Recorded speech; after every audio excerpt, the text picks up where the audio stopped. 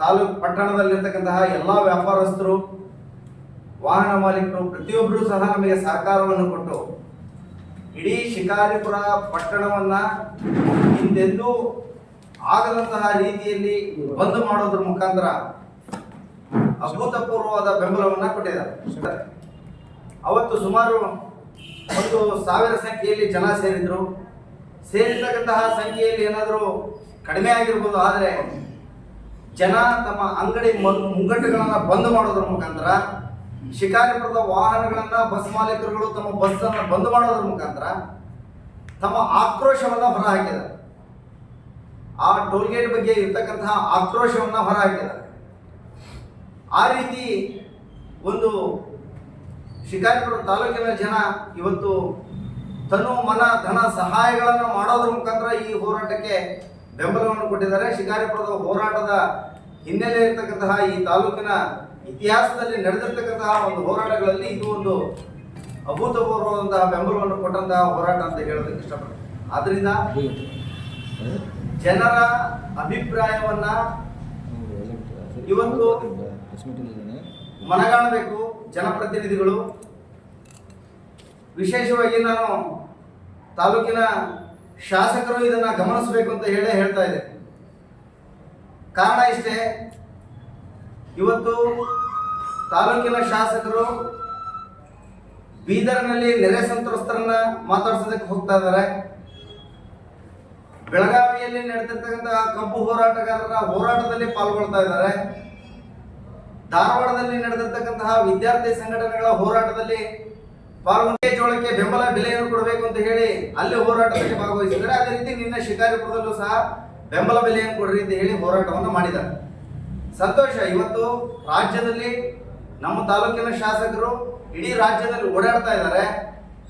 ಒಬ್ಬ ರಾಜ್ಯ ಮಟ್ಟದ ನಾಯಕರಾಗಿ ಬೆಳೀತಾ ಇದ್ದಾರೆ. ಮುಂದೊಂದು ದಿನ ಈ ತಾಲೂಕಿನಿಂದ ಮತ್ತೊಂದು ಸಾರಿ ಅವರು ಮುಖ್ಯಮಂತ್ರಿ ಆಗುವಂತಹ ಅವಕಾಶಗಳು, ಎಲ್ಲ ಅವಕಾಶಗಳು ಇದಾವೆ. ನಮಗೂ ಒಂದು ಹೆಮ್ಮೆ ಇದೆ, ನಮ್ಮ ತಾಲೂಕಿಂದ ಮತ್ತೊಬ್ಬ ಮುಖ್ಯಮಂತ್ರಿಯನ್ನ ನಾವು ಕೊಡ್ತೇವೆ ಅಂತಕ್ಕಂತಹ ಒಂದು ಹೆಮ್ಮೆ ನಮಗೂ ಸಹ ಇದೆ. ಆದರೆ ತಾಲೂಕಿನಲ್ಲಿ ನಡೀತಕ್ಕಂತಹ ಹೋರಾಟದಲ್ಲಿ ಇವತ್ತಿಗೂ ಸಹ ಅವರು ಭಾಗವಹಿಸಿಲ್ಲ. ಈ ಅಸಮಾಧಾನ ನಮಗಿದೆ.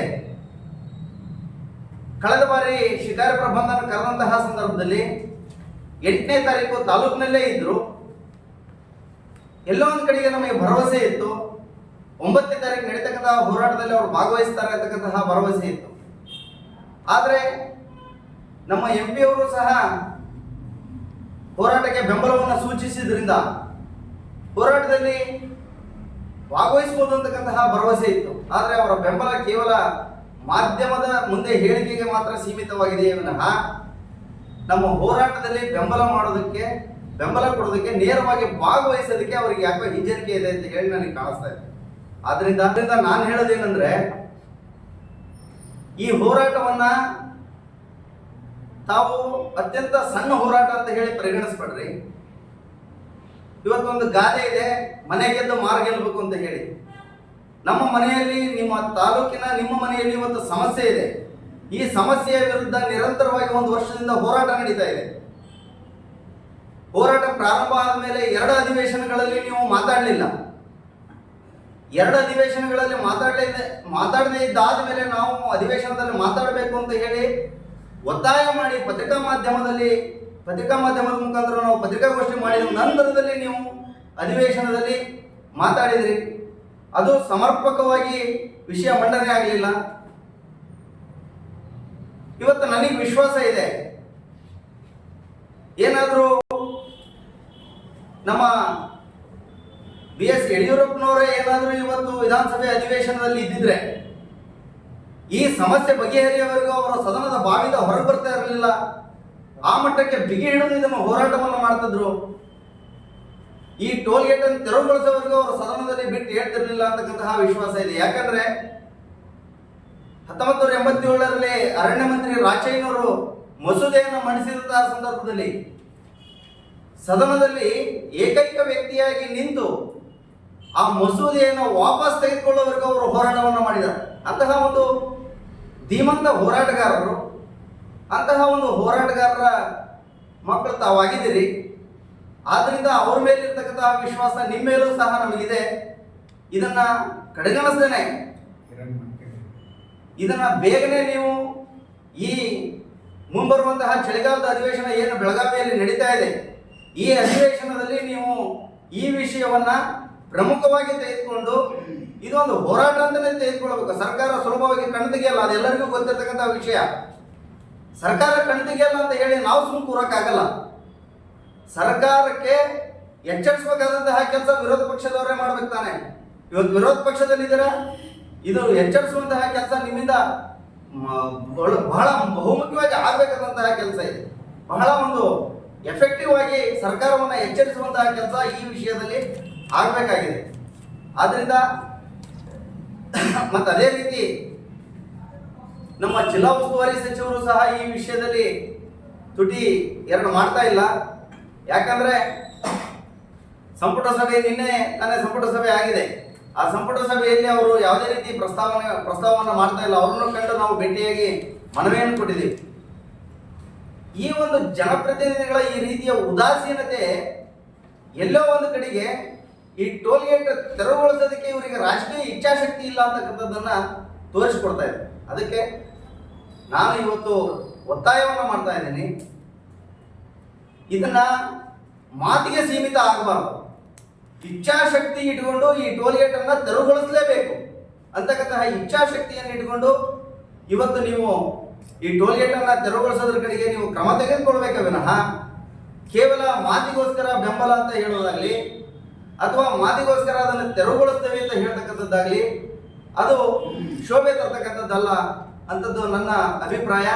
ಮತ್ತೆ ನಿನ್ನೆ ನಡೆದಿರ್ತಕ್ಕಂತಹ ಹೋರಾಟದಲ್ಲಿ ಶಾಸಕರು ಒಪ್ಕೊಂಡಿದ್ದಾರೆ, ನಮ್ಮ ಸರ್ಕಾರದ ಅವಧಿಯಲ್ಲೇ ಆಗಿರ್ತಕ್ಕಂಥದ್ದು ಅಂತಕ್ಕಂತಹ ವಿಷಯವನ್ನು ಒಪ್ಕೊಂಡಿದ್ದಾರೆ. ಇರಬಹುದು, ತಪ್ಪಾಗಿದೆ, ಯಾರಿಂದ ಆಗಿದೆ ಏನು ಅದರ ಚರ್ಚೆಗೆ ಹೋಗೋದು ಬೇಡ ನಾವು. ಆದರೆ ಈ ತಪ್ಪನ್ನು ಸರಿಪಡಿಸುವಂತಹ ಕೆಲಸದಲ್ಲಾದರೂ ನಿಮ್ಮನ್ನ ನೀವು ತೊಡಗಿಸ್ಕೊಳ್ಬೇಕು ಅಂತಕ್ಕಂಥದ್ದು ನಮ್ಮ ಒಂದು ಒತ್ತಾಯ. ಅದರಿಂದ ಈ ಒಂದು ಬರ್ತಕ್ಕಂತಹ ಚಳಿಗಾಲದ ಅಧಿವೇಶನದಲ್ಲಿ ಸರಿಯಾದ ರೀತಿ ಇದನ್ನು ಬಿಗಿ ಹಿಡಿದು ಹೋರಾಟವನ್ನು ಮಾಡಿ ಒಂದು ನಿರ್ಣಯಕ್ಕೆ ಬಂದು ಟೋಲ್ ಅನ್ನು ತೆರವುಗೊಳಿಸಬೇಕು. ಮತ್ತೆ ಈ ವಿಷಯದಲ್ಲಿ ಯಾವುದೇ ರೀತಿಯಾದಂತಹ ರಾಜಿ ಇಲ್ಲ. ಆ ಟೋಲ್ ಅಲ್ಲಿಂದ ತೆರವುಗೊಳ್ಬೇಕು. ತೆರವುಗೊಳ್ದೇನೆ ಅದಕ್ಕೆ ಪರ್ಯಾಯ ವ್ಯವಸ್ಥೆ ಮಾಡ್ತೀವಿ ಅಂತಂದ್ರೆ ನಾವು ಒಪ್ಪೋದಿಲ್ಲ. ರೇಟ್ ಕಡಿಮೆ ಮಾಡ್ತೀವಿ ಅನ್ನೋದಾಗ್ಲಿ, ಶಿಕಾರಿಪುರ ತಾಲೂಕಿನಲ್ಲಿ ಫ್ರೀ ಬಿಡ್ತೀವಿ ಅಂತವಾಗಲಿ, ಈ ತರದ ವಿಷಯಗಳಿಗೆ ನಾವು ಒಪ್ಪೋದಿಲ್ಲ. ಆದ್ರಿಂದ ಅಲ್ಲಿಂದ ಟೋಲ್ ಅನ್ನು ತೆರವುಗೊಳಿಸುವಂತಹ ಒಂದು ಕೆಲಸವನ್ನ ತಾವು ಅತ್ಯಂತ ಇಚ್ಛಾಶಕ್ತಿಯಿಂದ ಮಾಡಬೇಕು ಅಂತ ಕೆಲವೊಂದು ಹೊರತಾಗಿದೆ ಅಂತ ಹೇಳಿದ್ರೆ, ನಾನು ಖಾಸಗಿ ಬಸ್ ಮಾಲಕರ ಪರವಾಗಿ ನಾನು ಹೇಳ್ತಾ ಇರೋದು, ಒಂದು ಬಸ್ 3 ಟ್ರಿಪ್ ಓಡಾಡುತ್ತೆ, ಶಿವಮೊಗ್ಗ ಟು ಆಲಮಟ್ಟಿ. ಒಂದು ಟ್ರಿಪ್ ಹೋಗಿದ್ರೆ 500 ರೂಪಾಯಿ ಬೇಕು. 3 ಟ್ರಿಪ್ಪಿಗೆ 15 ರೂಪಾಯಿ ಎಷ್ಟಾಗುತ್ತೆ? 2 ಟ್ರಿಪ್ಪಿಂದ ನೋಡಿ 2 ರೂಟ್ ಹೇಳಿದ್ರೆ ಒಂದು ಹಿಡಿದ್ರೆ 1,000 ರೂಪಾಯಿ ಬರುತ್ತೆ. 30,000 ರೂಪಾಯಿ ನಾವು ತಿಂಗಳ ಕಟ್ಬೋದು. ಈಗಲೂ ಆಲ್ರೆಡಿ ಕಟ್ತಾ ಇದ್ದಾರೆ. ಟ್ಯಾಕ್ಸ್ 17,000 ಬರುತ್ತೆ 3 ತಿಂಗಳಿಗೆ. ವರ್ಷಕ್ಕೆ 2 ಲಕ್ಷ ಬರುತ್ತೆ. 3 ತಿಂಗಳಿಗೆ 51,000 ಕಟ್ಟಬೇಕು, ತಿಂಗಳಿಗೆ 17,000 ಬರುತ್ತೆ. ಅದಕ್ಕೆ ವರ್ಷಕ್ಕೆ 2 ಲಕ್ಷ ಟ್ಯಾಕ್ಸ್ ಕಟ್ತೀವಿ. ಈ 17,000 ತಿಂಗಳಿಗೆ ಟ್ಯಾಕ್ಸ್ಗಿಂತ ಜಾಸ್ತಿ ಇದು ನಿಮ್ಮ ಟೋಲ್ ಬರ್ತದೆ. ಇದನ್ನು ಎಷ್ಟು ಹೊರತಾಗ್ತಿದ್ದೆ ಅಂದರೆ ಜನಗಳು, ಯಾಕಂದರೆ ಶಕ್ತಿ ಯೋಜನೆಯಿಂದ ಅರ್ಧ ಬಸ್ ಮಾತ್ರ ಮುಗಿತು. ಈ ಕಾಂಪಿಟೇಷನ್ KSRTC ಕೂಡ ಬಿಟ್ಟು ಅರ್ಧ ಮುಗಿತು. ಆದರೆ ಈಗ ಏನಾಗಿದೆ ಅಂತ ಕೇಳಿದ್ರೆ, ಈ ಟೋಲಿಂದ ನಮ್ಗೆ ಅರ್ಧ ಹೊರೆ ಕಮ್ಮಿ ಆಗೈತೆ ನಮಗೋಸ್ಕರ ಈ ಟೋಲ್ ತೆಗಲಿ ಅಂತ ನಮ್ಗೆ ಸರ್. ಎಲ್ಲರಿಗೂ ನಮಸ್ಕಾರ. ನಾನು ಪುಟ್ಟನಗೌಡರು ಅಂತ ಹೇಳಿ ರೈತ ಸಂಘದ ಜಿಲ್ಲಾ ಕಾರ್ಯಾಧ್ಯಕ್ಷ ಕೆಲಸ ಮಾಡ್ತೀನಿ. ಯಾಕೆಂದರೆ ನೇರವಾಗಿ ನಮ್ಮ ಹೇಳಿದರು, ನಿನ್ನೆ ನಮ್ಮ ಶಾಸಕ ಸಂಸದರು ಮಾತಾಡಿರ್ತಕ್ಕಂಥ ವಿಚಾರವನ್ನು ಹೇಳಿದ್ರು, ನಾನು ಅದನ್ನು ಮಾತಾಡ್ತಾ ಇದ್ದೀನಿ. ಆದರೆ ನಾನು ನೇರವಾಗಿ ನಮ್ಮ ತಾಲೂಕಿನ ಶಾಸಕರು ಮತ್ತು ಸಂಸದರಿಗೆ ಒಂದು ಪ್ರಶ್ನೆಯನ್ನು ಮಾಡ್ತೀನಿ ಈ ಸಂದರ್ಭದಲ್ಲಿ. ಯಾಕೆಂದರೆ ಹಿಂದಿನ ದಿನಮಾನಗಳಲ್ಲಿ ಅವರೇ ಕೂಡ ಬಿಜೆಪಿ ರೈತ ಮೋರ್ಚಾದಿಂದ ಹೋರಾಟ ಮಾಡಿಸಿದ್ರು. ಅವತ್ತು ಗೊತ್ತಿರಲಿಲ್ವ ಇವರಿಗೆ ನಾವು ಸರ್ಕಾರದಾಗಿದ್ದು ನಾವು ಮಾಡಿದ್ದೀವಿ ಅಂತ ಅವತ್ತು ಹೇಳಿದ್ದಿಲ್ಲ. ಆ ನಿಟ್ಟಿನಲ್ಲಿ ಅವರು ನಾವು ಹಿಂದೆ 2 ಹೋರಾಟ ಮಾಡಿದ್ದೀವಿ. ಅವರು ಕೂಡ ಯಾವುದೋ ಒಂದು ತಾಲೂಕಾ ಕ್ಷೇತ್ರಗಳಿಗೆ ಹೋರಾಟ ಮಾಡಬೇಕಂತ ಸಂದರ್ಭದಲ್ಲಿ ರೈತ ಸಂಘಟನೆಗಳಿಗೆ ಗೊತ್ತಿದೆಯೋ ಗೊತ್ತಿಲ್ಲ, ಆದರೆ ನಮ್ಮ ಸರ್ಕಾರದಾಗ ಮಾಡಿದ್ದಲ್ಲ ಇದು. ನಮ್ಮ ಮನೆ ಮುಂದೆ ಧರಣಿ ಮಾಡ್ತೇವೆ ಅಂತ ಏನೋ ಹೇಳಿದ್ರಂತ ರೈತ ಸಂಘದವರು, ತಾಲೂಕು ರೈತ ಸಂಘದವರು, ಈರಣ್ಣ ಅಂತ ಹೆಸರು ತಗೊಂಡ್ರು. ನಮ್ಮದು ಈರಣ್ಣ ತಗೊಂಡು ಮಾತಾಡಿರ್ತಕ್ಕಂಥ ಸಂದರ್ಭದಲ್ಲಿ ಅವತ್ತು ಗೊತ್ತಿರಲಿಲ್ವ ಅವರಿಗೆ ನಮ್ಮ ಸರ್ಕಾರದಲ್ಲಿ ಮಾಡಿರೋದು ಅಂತ. ಇದನ್ನ ನಾನು ನೇರವಾಗಿ ನಮ್ಮ ಶಾಸಕರು ಸಂಸದರು ಪ್ರಶ್ನೆ ಮಾಡ್ತಾರೆ. ಯಾಕೆ ನಾ ಈ ಮಾತನ್ನು ಹೇಳ್ತಾ ಇದ್ದೀನಿ ಅಂದರೆ, ನಾವು ಯಾರನ್ನು ಕೇಳಬೇಕು? ಜನ ಯಾರನ್ನ ಇಲ್ಲಿಂದ ಗೆಲ್ಲಿಸಿ ಕಳಿಸಿದ್ದಾರೆ ಅವರನ್ನೇ ತಾನೇ ನಾವು ಪ್ರಶ್ನೆ ಮಾಡ್ತಕ್ಕಂಥದ್ದು. ಮತ್ತೆ ಬೇರೆ ಯಾರು ಕೇಳ್ತಕ್ಕಂಥದ್ದು ಇಲ್ಲಿ ಹೋರಾಟ ಎಲ್ಲದೇನು ಹೋರಾಟಗಾರರೇ ಹೋಗಿ ಸರ್ಕಾರ ಎದುರಿಸಕ್ಕಾಗುತ್ತಾ? ಯಾಕೆ ಇವ್ರು ಗೆಲ್ಲಿಸಿ ಕಳಿಸಿರೋದು? ಆದ್ರೆ ಇವರು ಇವತ್ತು ಜನ ಪ್ರಜ್ಞಾವಂತರಿದ್ದಾರೆ. ಯಾರು ಇವರು ಸುಳ್ಳು ಹೇಳ್ತಕ್ಕಂಥದ್ದನ್ನು ಯಾರು ಹೋಗ್ತಾ ಇಲ್ಲ. ಇವತ್ತು ಎಲ್ಲರೂ ಪ್ರಜ್ಞಾವಂತರಿದ್ದಾರೆ. ತಮ್ಮ ವಿಚಾರವನ್ನ ತಾವೇ ಹೊರಗೆ ಹಾಕೊಳ್ತಾ ಇದ್ದಾರೆ. ನಾವು ಈ ಮೂಲಕ ಈ ಒಂದು ಪತ್ರಿಕಾಗೋಷ್ಠಿ ಮೂಲಕ ನಾನು ಹೇಳ್ತಾ ಇದ್ದೇನೆ, ಇವತ್ತು ಮುಂದಿನ ದಿನಮಾನಗಳಲ್ಲಿ ಅವರೇನು ನಮ್ಮ ಮನೆ ಮುಂದೆ ಧರಣಿ ಮಾಡ್ತಾರಂತ ರೈತ ಸಂಘರು ಅಂತ ಏನು ಹೇಳಿದ್ರಲ್ಲ, ಆ ನಿಟ್ಟಿನಲ್ಲಿ ಈ ಟೋಲ್ ತೆರವಾಗಿಲ್ಲ ಅಂದ್ರೆ ಮುಂದಿನ ದಿನಮಾನಗಳಲ್ಲಿ ನಾವು ಅವ್ರ ಮನೆಗೆ ಹೋಗ್ತಕ್ಕಂಥದ್ದೇನಿಲ್ಲ. ಅವ್ರ ಶಾಸಕರ ಭವನದಲ್ಲಿ ಅವ್ರೇನು ಅವತ್ತು ಬಂದಿರ್ತಾರೆ ಅವತ್ತು ನಾವು ಈ ಟೋಲ್ ಹೋರಾಟ ಸಮಿತಿ ವಿವಿಧ ಸಂಘಟನೆ ಏನು ಹಿಂದೆ 9ನೇ ತಾರೀಕಿನ ಹಿಂದೆ ಹೋರಾಟ ಮಾಡಿದ್ವು, ಅದೇ ನಿಟ್ಟಿನಲ್ಲಿ ಅವ್ರ ವಿರುದ್ಧವಾಗಿ ನಾವು ಹೋರಾಟ ಮಾಡಬೇಕಾಗ್ತದೆ ಅನ್ನೋ ಮಾತನ್ನು ಈ ಸಂದರ್ಭದಲ್ಲಿ ಹೇಳಕ್ಕೆ ಇಷ್ಟ.